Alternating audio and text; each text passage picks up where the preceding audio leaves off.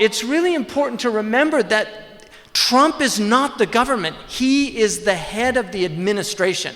And our system differentiates between the government and the administration. This man was a political appointee, meaning that the administration appointed him for a temporary position. The civil servants are there all the time. They're a different kettle of fish. And so if we don't understand, even the commission, like people, like I joined the Trump, give me a break. You know, seriously, this commission is an independent body of academics.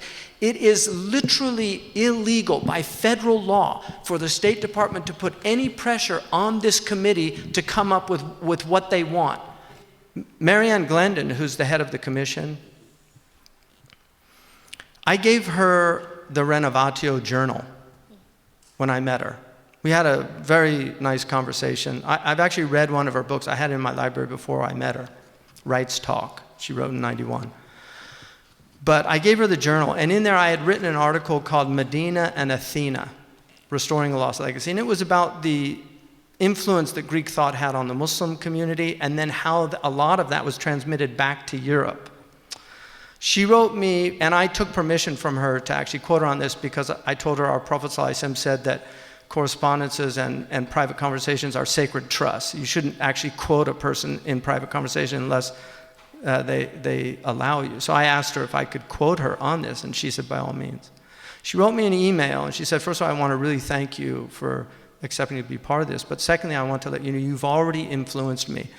I teach a course at Harvard Law called The Origins of Legal Theory in the West.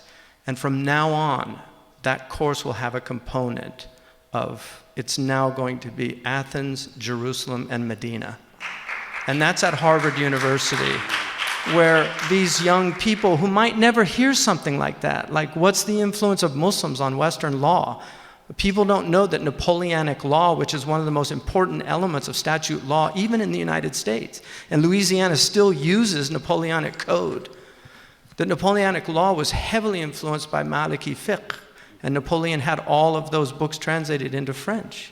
So these are the things that I want people to see, that we are a civilization that's had an incredible impact, and we're a civilization of producers, that the stars are ours, the navigational stars have Arabic names, the heavens belong to us.